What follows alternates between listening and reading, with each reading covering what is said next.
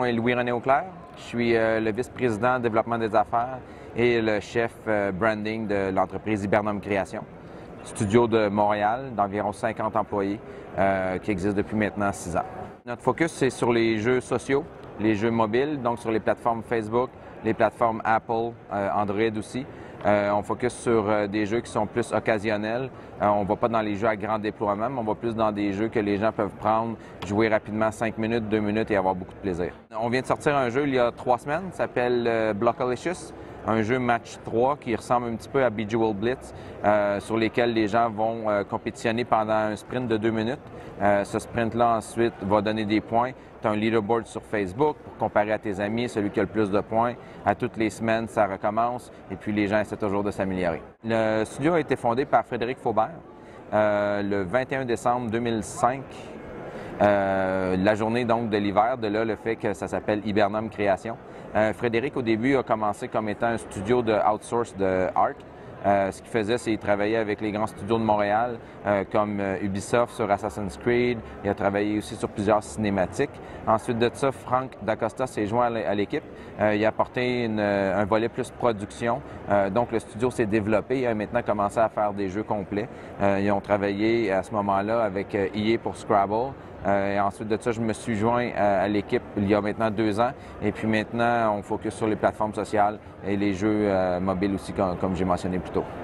La philosophie, c'est de créer des marques, c'est de créer des expériences uniques. Nous, on ne croit pas en faire un jeu et ensuite de ça le lancer et c'est tout. On veut vraiment faire des marques qui vont se déployer sur toutes les plateformes. Donc, par exemple, notre jeu Blockalicious, qui est maintenant disponible sur la App Store, il va sortir sur Facebook, sur les plateformes Android.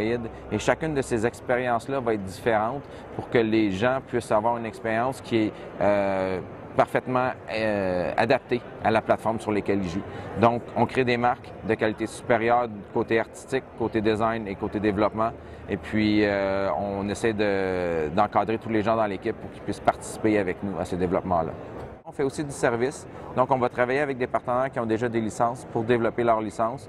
Mais nous, de notre côté, notre focus, c'est créer de la valeur à travers les propriétés intellectuelles qu'on crée. D'ailleurs, en ce moment, on en a 11 en préparation chez Hibernum et puis évidemment à différents niveaux de production. Mais c'est vraiment notre focus, là, créer la valeur à travers les propriétés créatives que l'on fait. On travaille vraiment avec tous les grands de Montréal. On a travaillé avec Eidos sur Deus Ex Human Revolution. On a travaillé avec Ubisoft sur tous les Assassin's Creed. On a travaillé avec EA Mobile aussi à Montréal, avec Warner. Donc, on a tous les partenariats avec les grands studios de Montréal. Et aussi, on travaille avec des studios extérieurs. Par exemple, on a travaillé avec la BBC de Londres pour créer un jeu pour leur licence In the Night Garden, qui est une émission pour enfants. Et on travaille aussi avec des studios de Los Angeles. Donc, on touche à presque tous les continents. Donc, qui on est? On est un regroupement de gens assez expérimentés dans le domaine du jeu à Montréal. La moyenne de notre âge d'expérience du studio est d'environ 4 à 5 ans. Et puis, nos directeurs ont tous plus de 7 ans d'expérience. De mon côté, les 3 partenaires, on vient en fait du mode du jouet, du marché du jouet. On a travaillé chez Mega Brands à Montréal. Et puis, de cet aspect-là, on a beaucoup travaillé l'usabilité. Donc, les jouets, c'est très tactile, mais un jeu peut être tactile aussi, surtout avec les plateformes maintenant que l'on distribue, ce qui nous apporte à créer des jeux beaucoup plus raffinés dans la façon de l'expérience usagée. Frank Dacosta a une expérience de designer industriel. Frédéric est plus directeur artistique. De mon côté, je suis plus marketing, côté expérience. Donc, ensemble, on couvre à peu près tous les aspects nécessaires pour pousser le studio. Et nos employés, eh bien, on a un partage assez équilibré entre artistes, développeurs et designers créatifs.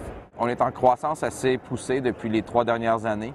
On a plus de triplé la grosseur du studio. Nous continuons dans cette direction-là, mais notre but, c'est vraiment pas nécessairement d'être gros, mais c'est de faire des jeux qui plaisent aux gens. Donc, on va continuer à pousser nos IP, continuer à créer de la valeur dans l'entreprise de cette façon-là et continuer à créer des expériences de jeux uniques. Le plus gros challenge, je crois, c'est les plateformes mobiles et les plateformes sociales sont très bruyantes. Il y a énormément de jeux qui sont lancés sur ces plateformes-là à toutes les semaines, à tous les jours. Et puis, le plus gros challenge, ça va être de se démarquer. Notre objectif, c'est de se démarquer par notre contenu et aussi par notre contenant. Donc, on fait des projets qui sont très beaux, qui sont très bien marketés. Et ensuite de ça, quand tu y joues, apprécies et tu joues longtemps. Donc, ton engagement envers le jeu va être très élevé.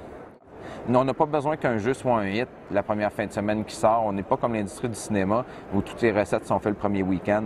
Notre but, c'est de créer une expérience qui va grandir avec le joueur en itération et puis qui va pouvoir l'amener vers d'autres expériences ensuite qu'on va pouvoir lui offrir à travers nos différentes propriétés. Je pense que le plus gros challenge puis la plus grande spécificité, c'est vraiment je dirais la rareté des ressources humaines qui devrait s'en venir. Avec la quantité de studios qui ouvrent à Montréal, il y a de moins en moins d'employés disponibles. On le sait, il y a quand même une bataille pour les ressources humaines en ce moment. Donc ça va être un des gros challenges pour les studios petits comme grands. Chacun a quelque chose à offrir de différent. Je crois que tout le monde peut y trouver sa place, mais par contre, ça peut avoir un impact assez fort sur certains studios. Donc ça, c'est une grande spécificité. L'autre spécificité, je crois, c'est la créativité. Tu le vois à Montréal, les jeux qui sortent de Montréal, que ce soit du AAA au super indie de 2 gars dans leur salon, la créativité est vraiment à son plus haut ici. Et puis, je crois qu'on doit utiliser cette créativité-là au maximum. Bien, le futur, ça va dépendre. Je crois que sur le côté console, on va continuer à avoir des grandes marques, des grands brands, les Call of Duty, les Battlefield, les Assassin's Creed, les Deus Ex, qui vont continuer à s'étaler sur plusieurs plateformes pour offrir une expérience à tous les joueurs qui veulent avoir une expérience de cette marque-là. Pour ce qui est du social, du mobile, le modèle freemium, c'est très à la mode en ce moment, donc on ne paie pas pour jouer, mais à travers le jeu, il y a des microtransactions qui font que le jeu crée des revenus. Je crois qu'on s'en va vers ce côté-là aussi. Puis ces plateformes-là vont venir à maturer un peu. Donc, si on regarde sur Facebook, la qualité des jeux augmente tout le temps. Puis on va commencer à avoir des expériences de jeux qui sont beaucoup plus près de ce qu'on peut trouver sur le web en ce moment. Et puis, on va avoir des gens qui vont pouvoir jouer des heures maintenant sur Facebook et puis avoir une expérience très profonde. Les consoles vont toujours être présentes. Il y a toujours des gens qui vont vouloir jouer sur du gros AAA. J'en suis un d'ailleurs, je joue régulièrement à tous ces jeux-là. Les TV sont plus puissantes, les consoles vont être plus puissantes, l'expérience va se rapprocher du cinéma. Je crois que c'est là pour rester, mais ça va être...